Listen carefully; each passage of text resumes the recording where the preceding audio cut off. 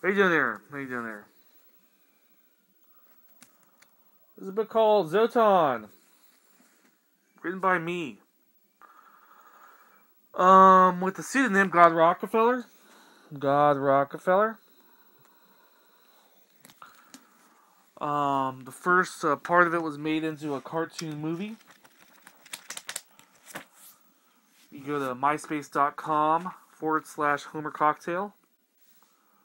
Check out our videos and you'll see the first part of this, Metaphor Zotan. Got UHF on. It's an old John Candy movie. And every year since 2003,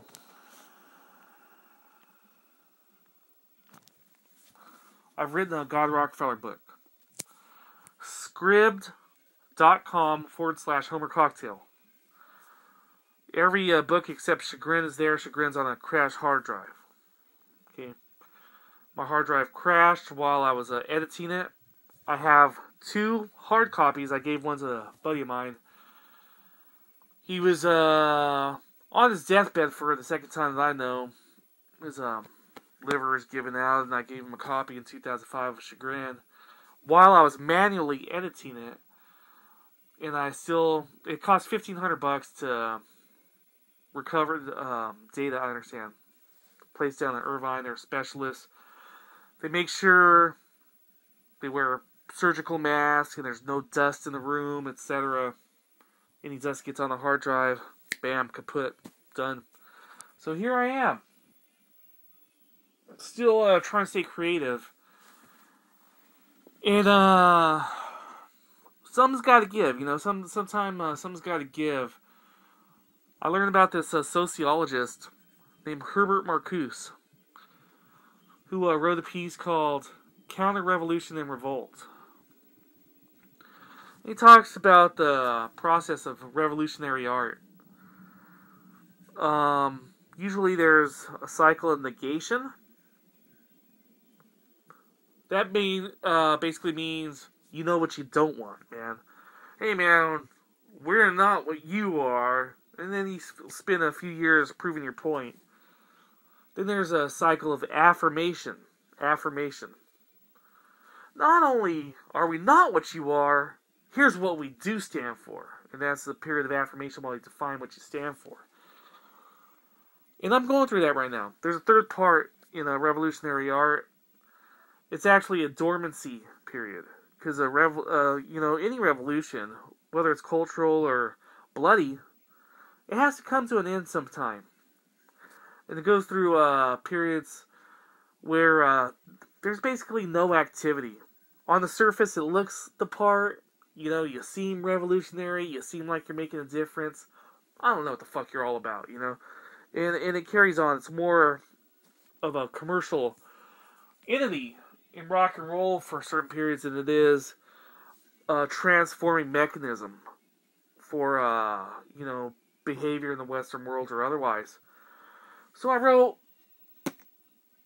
Zotan in 2003. I've dotted the I's and crossed the T's for the most part at one of the Claremont colleges. This Zotan was written as a reaction to 2 main things. One was the millennium, and another was because I'm trying to prove my worth beyond undergraduate work, you know, by writing a book and all.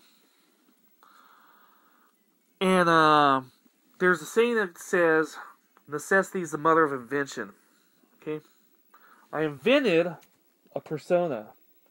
God Rockefeller's an author that stood up for me as a person, Eddie Corona. And in the modern era, Stephen King uses his real name, but he also has a pseudonym called Richard Bachman. In high school, I did a paper on Mark Twain, who was born as Samuel Longhorn Clemens. So, there's my face. Okay, there's my face. But when it comes to writing, it's fun to get into a character mode. Like me talking to you as this alien character, see? And it's run its course for now. You see, this God Rockefeller as a pseudonym. This is the first year where I was in the middle of a book. It was called Reaper, where I just didn't have the thing on the inside that says I need to write this book. I should write this book. And well, what I've come to find out is there's another persona out there named Brick.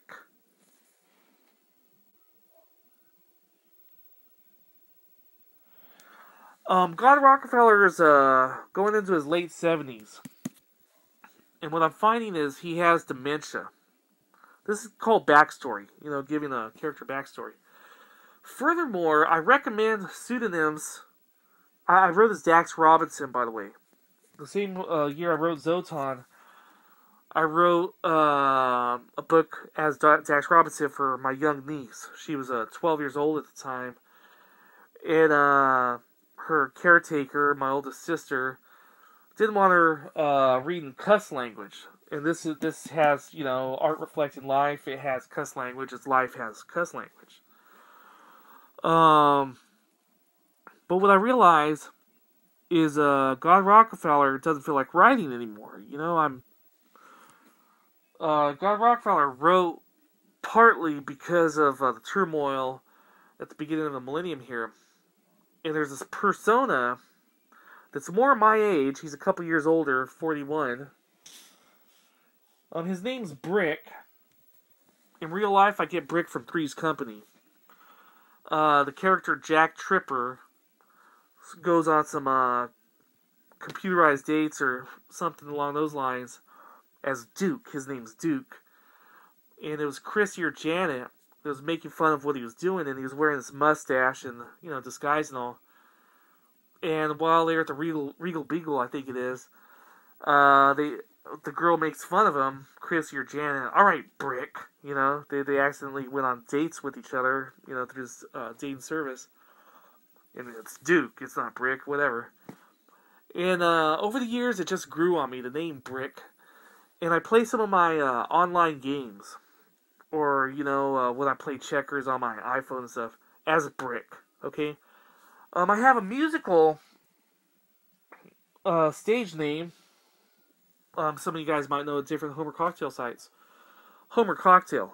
Okay, Homer Cocktail is when I'm playing guitar, doing music. But God Rockefeller as an author seems to be dying from my mind. Okay, but I still have the will to write, and it's a different attitude. And these are the things I'm finding about Brick. As I begin my venture. The problem is there's no last name here. Like I said, I recommend a pseudonym for anyone. It used to be that it was an embarrassing thing, I guess, right? The writing profession, and that's why they had pseudonyms. But I recommend it for a different reason. It's the beginning of fiction. Getting a backstory for a persona, that's the beginning of the fiction process. And then writing the stories themselves, as someone else, that's just the continuation of what's already begun. But the hardest part has already started. In sports, they say, in football at least, sometimes, hey man, why didn't you go for that 4th and 1 here? They kick a field goal at the beginning of the game. Well, getting those first points is the hardest thing, is what they say. Unlike sports analogies. But I set up a round robin of more than 100 names. I figured Brick would have something earthy. It's not necessarily true as his last name, and I'm trying to figure that out. Brick Meadows, but I'm thinking, no, that's too close to Tim Meadows or whatever, and all this other stuff rattling in my head. So, this is the beginning of Brick. As a writer, we got the first name figured out. We got to figure out the second name. And we'll be delivering fiction.